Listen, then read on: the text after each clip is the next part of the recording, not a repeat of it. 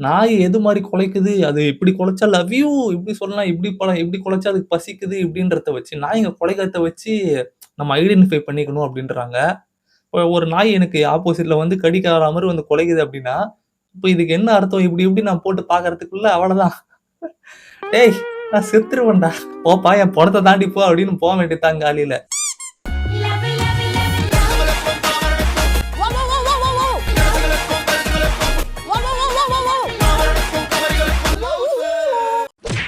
ஆனா, இதுல ஒருத்தன் சொன்னான் பாரு, 9 மணிக்கு மேல நீங்க வெளிய வந்தா உங்கள நாய் கடிக்க தான் செய்யும். டிவி சரியா தெரியலன்னா கிட்ட போய் பாரு அப்படின்ற மாரி 9 மணிக்கு மேல வெளிய வரது தான் தப்பு.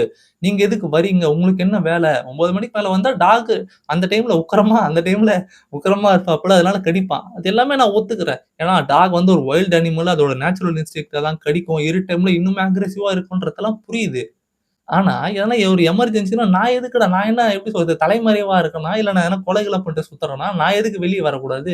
இந்த 8 மணிக்கு மேல பொண்ணுங்க வெளிய போக்கூடாது அப்படின்னு நெறைய பேர் சொல்றானுங்க. அதையே நம்ம எல்லாரும் வந்து தப்புன்னு சொல்லிட்டு இருக்க இந்த டைம்ல, யாரா இருந்தாலுமே 9 மணிக்கு மேல உனக்கு என்ன வெளிய வேல? நீ எதுக்குடா வெளிய போற? இதெல்லாம் என்னடா டேய்! எனக்கு எதனா எமர்ஜென்சின்னா நான் போய் தானடா இப்ப நான் எப்படி சொல்றது? இப்ப நான் இங்கருந்து வேற ஒரு பாகிஸ்தானுக்கு போறேன் அப்படின்னா, நான் பயந்துன்னு பயந்துன்னு போலாம். இல்ல ஏன் போறேன்னு கேட்கலாம். இப்ப இங்கருந்து என் பக்கத்து தெருவுக்கு போனேன்னா, எமர்ஜென்சின்னு இல்ல. சும்மா கூட நான் போவேன். என் ஃப்ரெண்ட பார்க்க போவேன். எது கூடலாம் ஏன்டா நான் பானிபூரி சாப்பிட கூட போவேன்டா. நான் எப்ப நான் வேற நாட்டுக்கு போறேன்னா, விசா வாங்கிட்டு போற மாரி, இல்ல அங்க இருக்க டாக்ஸ் எல்லாம் நான் என்ன ஃப்ரெண்ட் புடிச்சு வச்சுக்க முடியுமா? கார் வச்சிருக்கவங்களுக்கு பிரச்சனை இல்ல. வண்டி வச்சிருக்கவங்களுக்கு கூட ஒரு 50, 60 ஸ்பீட்ல வேகமா போயிட்டா நாய்க்கிட்ட இருந்து எஸ்கேப் ஆயிடலாம். நடந்து போறவங்க, சைக்கிள்ல போறவங்க என்ன பண்ண முடியும்? தொரத்துச்சுன்னா என்ன பண்ண முடியும்? ஒரு 5 நாய் உன்ன சுத்தி போட்டுச்சுப்பா. என்ன பண்ணுவ நீ? மனுஷனா இருந்தா சண்ட போட்டுடலாம். நாயா இருந்தா என்ன பண்ணுவ? திருப்பி போய் கடிப்பியா? இல்ல ஃபைட் பண்ணுவியா? குங்ஃபூ பண்ணுவியா? கராத்தே பண்ணுவியா? என்ன என்ன பண்ண முடியும்? இதுல சில பேர் சொல்றானுங்க, நாய்ங்கள வந்து நம்ம நல்லா பாசமா பார்த்துக்கிட்டா, அதுக்கு நம்ம எதுவும் பண்ணாது. அதுக்கு ஃபீட் பண்ணிட்டா, இல்ல அதுகிட்ட பாசமா இருந்தா நம்மள எதுவும் பண்ணாதுன்னு. இப்ப என் தெருவுல ஒரு 10 நாய் இருக்குன்னா, நான் சோறு போடலாம். அதுங்க கூட பாசமா இருக்கலாம். நான் போனா அது வாலாட்டும் பின்னாடி வரும். எதுவும் பண்ணாது. இல்ல என் ஊர்ல இருந்து பக்கத்து ஊருக்கு போணும்னா எப்படி நம்ப முடியும்? முன்னாடி இந்த விசாலாம் எடுக்கிற மாரி, முன்னாடியே போயிட்டு ப்ரீ புக்கிங் மாரி அங்க இருக்க நாய்ங்க கூட பழகி, நான் வந்து கொஞ்ச நாள் சோறு போட்டு அது கூட பாசமா அப்படியே எங்கேஜிங் ஆயி, அதுக்கப்புறம் நான் ஒரு பிளான் போட்டு, ஓ! இந்த டேல நம்ம போணும். ஒரு வாரத்துக்கு முன்னாடி அந்த ஊர்ல இருக்க நாய்ங்கலாம் நம்ம சோறு போட்டு நம்ம வந்து பிரிசர்வ் பண்ணி, நம்ம அது கூட ஒரு மாரி அப்படியே கொலாஜ் ஆயி அது மாரி இருக்கணும். இது மாரிலாம் பண்ண முடியுமா? நம்ம எல்லாரும் ஒரு விஷயத்த புரிஞ்சுக்கணும். டாக்ஸோட நேச்சுரல் இன்ஸ்டிங்க்ட் என்ன? அது என்னதுன்னா, நேச்சுரலா அது என்னன்னா, வைல்ட் அனிமல் தான். அதோட நேச்சுரல் இன்ஸ்டிங்க்ட் அது கடிக்கிறது தான். அதோட டிஃபால்ட் செட்டிங்ஸே அதுதான். நம்ம தான் அத பெட் அனிமல்ஸா வளர்க்கணும். வளர்க்கறது தப்புன்னு சொல்லல. ஆனா, ஒரு நாய வந்து நீ கடிக்கக் கூடாதுன்னு நம்மளால சொல்ல முடியாது. அது கடிக்கிறது தப்பான்னு கேட்டா, இல்ல. ஏன்னா அதோட நேச்சுரல் இன்ஸ்டிங்க்ட் அதுதான்ப்பா. இப்போ ஒரு பூனைகிட்ட போய் இப்படி பண்ணக்கூடாதுன்னா, அது எப்படி? அதோட நேச்சுரல் இன்ஸ்டிங்க்ட் அதுதான். அது மாரி தான் நாய் வந்து குலைக்கிறது, கடிக்கிறது அதோட நேச்சுரல் டிஃபால்ட் செட்டிங்ஸ். அப்போ நம்ம என்ன புரிஞ்சுக்கணும் அப்டின்னா, அதோட டிஃபால்ட் செட்டிங்ஸ் அதுதான். நம்ம தான் அத பெட்டா வளர்க்குறோம். அதுக்குன்னு நான் நாய்ங்களே இருக்கக்கூடாது, நாய்ங்கள யாரும் வளர்க்கக்கூடாதுன்னு சொல்லல. பட் ஒரு விஷயத்த புரிஞ்சுக்கணும். இப்போ நீங்க ஒரு பெட் வளர்க்குறீங்கன்னா, அந்த பெட் வந்து உங்க வாயில கை வச்சாலும் இப்ப எக்ஸாம்பிளுக்கு நான் வந்து ஒரு ஜெர்மன் ஷெஃபர்ட் அந்த ஒரு ப்ரீட் நாய நான் வளர்க்குறேன். அது வாயில நான் கை வச்சா கூட கடிக்காது. இப்ப அதுவே சில பேரு பேசுறானுங்கல்ல, அவனுங்கள கூப்ட்டுன்னு வந்து என் ஜெர்மன் ஷெஃபர்டையும் அவங்களையும் ஒரு ரூம்குள்ள போட்டு 10 நிமிஷம் போயிட்டு தொறந்தா அவ்வளதான். பாய் ஒரு 10 கிலோ கறி குடுங்க பாய் அப்படின்ற மாரி அவ்வளதான். செம்மையா சமைக்கிறோம், ருசிக்கிறோன்ற மாரி அவ்வளதான். கவ்வி மொத்தமா தூக்கிடும். ஏன்னா, இப்ப என்னோட நாய்னா நான் வாயில கை வச்சா கூட கடிக்காது. அதே மாரி நீ என் வாயில கை வச்சு கடிக்காதன்னா, அவ்வளதான். அப்படியே உருவின்னு போயிடும். இப்போ உங்க வீட்டு நாய்க்கு நீங்க சோறு போடுறீங்கன்னா, சாப்பிட்டு அது பாட்டுக்கு ஓரமா எங்கனா கெடக்கும். அதுவே நீங்க தெரு நாய்க்கு சோறு போடுறீங்கன்னா, நல்லா சாப்பிட்டு திம்பா கிம்பா அதுக்கு என்ன பண்ணும்? வேற வேல இல்ல. சாப்பாட்டுக்கு எங்கேயும் தேவையில்ல. 3 வேள சோறு நல்லா கிடைக்குதுன்னா, நல்லா சாப்பிட்டு என்ன பண்றது? இதோ அவன் ஒருத்தன் போறான் பாரு அவன புடி அப்படின்ற மாரி அவன போய் கடிக்கிறது. அவன கடிக்கிறதுக்கு நீங்க பொறுப்பேத்துப்பீங்களா? இப்ப உங்க வீட்டு நாய் யாருன்னா கடிச்சதுன்னா, நீங்க பொறுப்பேத்துப்பீங்க. ஏன்னா, நீங்க வளர்க்குறீங்க அப்படின்றதுனால. இப்ப தெரு நாய் யாருன்னா கடிச்சதுன்னா பொறுப்பேத்துப்பீங்களான்னா, அத எப்படி நான் ஏத்துக்க முடியும்? அந்த ஸ்ட்ரீட் டாக்ஸுக்கு ஃபீட் பண்றீங்க, என் குழந்தன்றீங்கல்ல. அப்ப அந்த ஸ்ட்ரீட் டாக்ஸ் யாருன்னா கடிச்சதுன்னா, ஐயோ! உங்களுக்கு கடிச்சிருச்சா? இது நான் வளர்க்குற நாய் தான். ஸ்ட்ரீட் டாக் தான். இருந்தாலுமே இது என்னோட குழந்தை. உங்களுக்கு என்ன ஆச்சு? உங்க மெடிக்கல் செலவு என்ன? அத நான் பார்த்துக்கிறேன். அப்படி சொல்லணும். ஆனா சொல்ல மாட்டாங்க. நெக்ஸ்ட் ஒண்ணு அப்படி சொல்லணும். இன்னொன்னு எதனா கேஸ் போடணுமா? என் மேலயே போட்டுக்கோங்க. நான் தான் அந்த நாய வளர்க்குறேன். என்னோட குழந்தை தான் அது. என் மேல கேஸ் போடுங்க. உங்களுக்கு என்ன எப்படி சொல்றது? உங்களுக்கு என்ன பணம் உதவியோ என்கிட்ட கேளுங்க. அதெல்லாம் சொல்ல மாட்டோம். இப்ப நம்ம குழந்தைக்கு ஒண்ணுனா நம்ம போய் டிஃபெண்ட் பண்றோம். நீங்க தானே சொல்றீங்க எல்லாமே என் குழந்தைன்ட்டு. அப்போ ஒரு ஸ்ட்ரீட் டாக் உங்க குழந்தைன்னா, அந்த குழந்தை யாருன்னா எதனா கடிச்சதுன்னா, நீங்க தானே போய் டிஃபெண்ட் பண்ணணும். அப்ப மட்டும் வடிவேலு மாரி நம்ம கண்டுக்காத மாரி போயிடுவோம். அப்ப மட்டும் போயிறது. ஆனா மீதி நேரத்துல இப்போ எப்படி சொல்றது? உங்க ஸ்ட்ரீட் டாக்ஸ் நீங்க ஃபீட் பண்ற டாக்ஸ் எல்லாம் நல்லபடியா இருக்கிற வரைக்கும் என் என் குழந்தை. அது எதனா பண்ணுச்சு அப்டின்னா, "ஏய் நீ யார்றா? நீ யார்றா? போடா" அப்படின்னு அது எப்படி சரியா இருக்கும்? இப்ப அடுத்தவங்க வீட்ல ஆப்போசிட்ல இருக்கவங்களுக்கு என்ன ஆனாலும் அந்த நாய் கடிச்சு குடும்பமே செத்து போனாலும் சரி, பிறப்புக்கும் எல்லா உயிர்க்கும் சமம் இந்த உலகம். இந்த உலகத்துல இருக்க எல்லாருமே எல்லாத்தையும் பகிர்ந்து தான் வாழணும். அனிமல்ஸும், ஹியூமன்ஸும் ஒண்ணு. இப்படியே சுத்தி சுத்தி மைக்ல பேசுற மாரி பேசுவாங்க. இப்ப அவங்க குடும்பத்திலேயே அது மாரி நாய் கடிச்சு எதனா ஆயிருந்ததுன்னா, அப்ப இது மாரி பேசுவாங்களா? 2025ல நம்ம எவ்வளோ ஃப்ரீடத்த பத்தி பேசுறோம். வுமன் ஃப்ரீடம் பத்தி பேசுறோம். நெறைய ஃப்ரீடம் பத்தி பேசுறோம். இவங்களுக்கு ஃப்ரீடம், அவங்களுக்கு ஃப்ரீடம்னு. ஆனா, நம்ம பிரிட்டிஷ் கிட்ட ஃப்ரீடம்ம வாங்கி என்ன புண்ணியம்? இப்ப ராத்திரி 10 மணிக்கு என் தெருவ தாண்டி ஒரு எமர்ஜென்சிக்கு என்னால நடந்து முடியல அப்டின்னா, நான் ஹவுஸ் அரெஸ்ட்ல தான் இருக்கிறேன் ஆக்சுவலா. நான் என்ன தலைமறைவா இருக்கனா? இல்ல என்ன எதனா தப்பு பண்ணிட்டேனா? என்ன ஏது?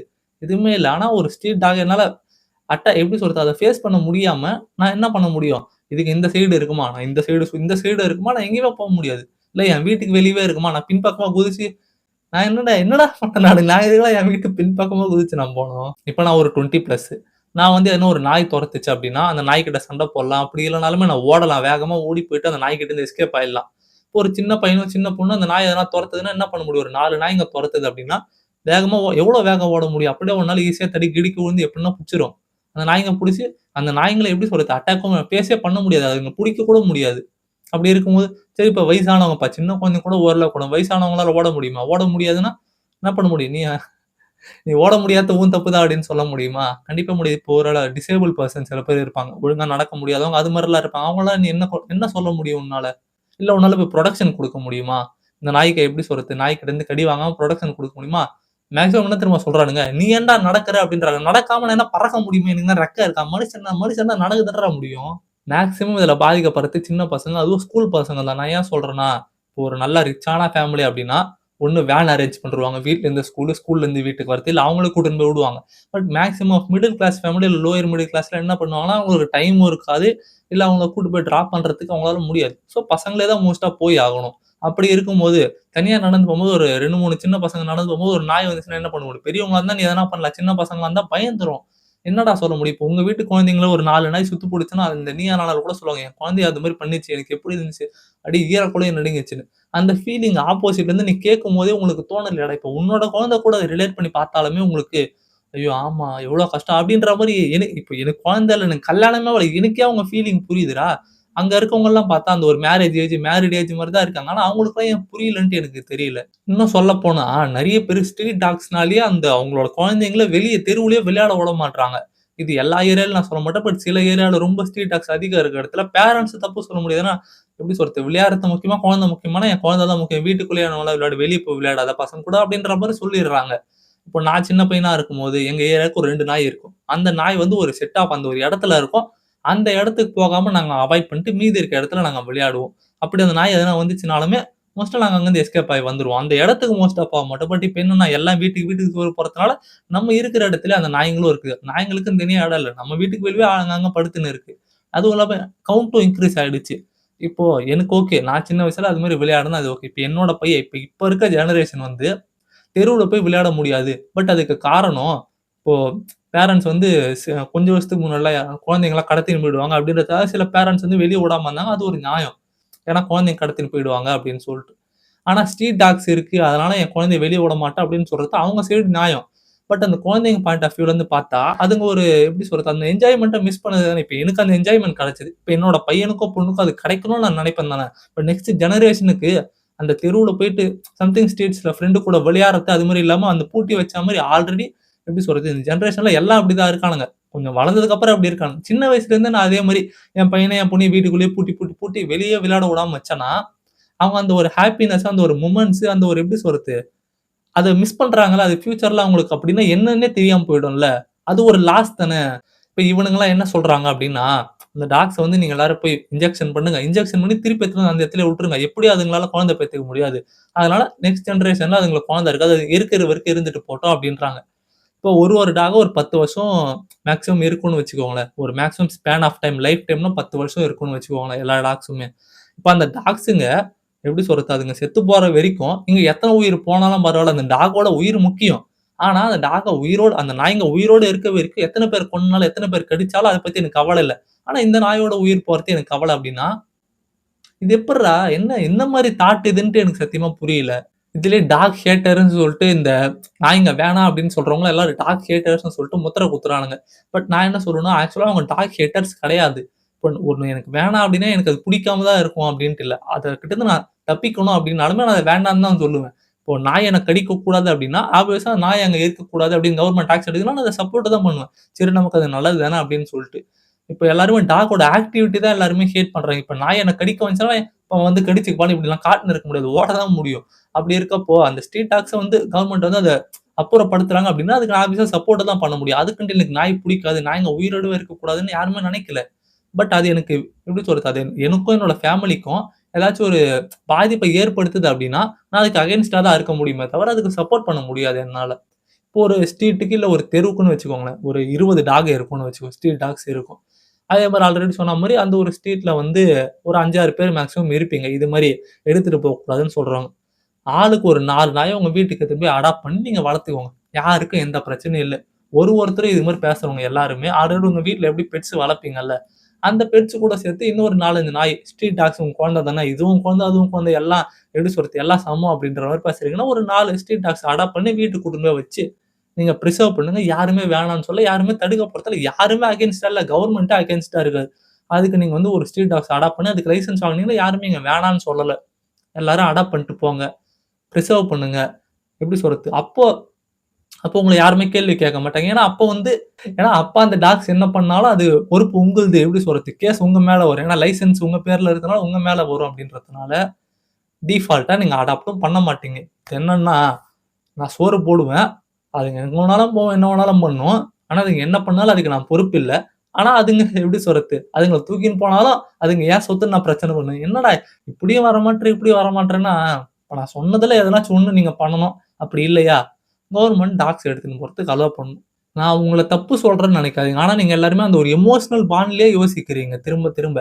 எமோஷன்ஸ நம்ம கண்ட்ரோல் பண்ணிடலாம். ஆனா, ஆப்போசிட்ல இருக்கவங்களுக்கு உயிர் டேமேஜ் ஆகுது, கை, கால் போகுது, ராபிஸ் வருது, இது அதுன்ட்டு எக்கச்சக்கமான பிரச்சனை. நீங்க வந்து அந்த எமோஷன்ஸ கண்ட்ரோல் பண்றது கஷ்டம் அப்படின்னு நெனச்சுக்கிட்டு, நீங்க அத ஹோல்ட் ஆன் பண்றீங்க. பட் ஆப்போசிட்ல இருக்கவங்க உயிர் போதுப்பா. உயிர் முக்கியமா. எமோஷன்ஸ கண்ட்ரோல் பண்ணிட்டு வாழலாம். உயிர் இல்லாம வாழ முடியுமா யாராலயாச்சு?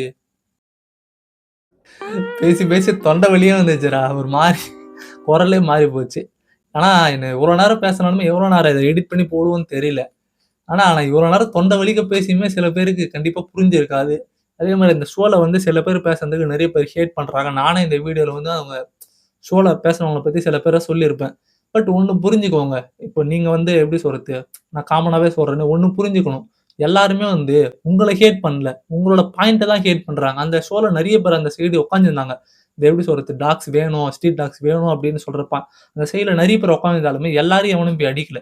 சில பேரு சொன்ன பாயிண்ட் புடிக்காம வெறுப்பாயி போய் தான் அடிக்கிறாங்களே தவிர, எல்லாருமே உங்களோட ஆக்டிவிட்டிக்கு தான் அகைன்ஸ்ட்டா இருக்காங்க. டாக்ஸ் மாரி தான். உங்க ஆக்டிவிட்டீஸ் தான் அகைன்ஸ்ட்டா இருக்காங்களே தவிர, யாரும் உங்களுக்கு அகைன்ஸ்ட்டா இல்ல. ஸோ கைஸ் தொண்ட வலி வந்துச்சு. இன்னும் நெறைய பாயிண்ட்ஸ் பேசலாம்னு எடுத்து வச்சேன். ஆனா, இதுக்கு மேல என்னால பேச முடியல.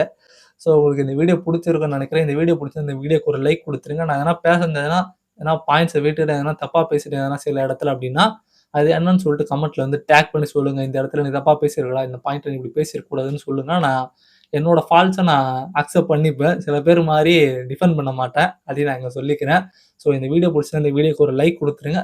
அண்ட் இதே மாரி வீடியோஸ தொடர்ந்து பார்க்கணும்னா நம்ம சேனல சப்ஸ்கிரைப் பண்ணி பக்கத்துல இருக்க பெல் ஐகான கிளிக் பண்ணி ஆல்னு குடுத்துக்கோங்க. உங்க ஃப்ரெண்ட்ஸ் அண்ட் ஃபேமிலிஸ்க்கு யாருக்குன்னா இந்த வீடியோ ஷேர் பண்ணணும்னா மறக்காம ஷேர் பண்றீங்க.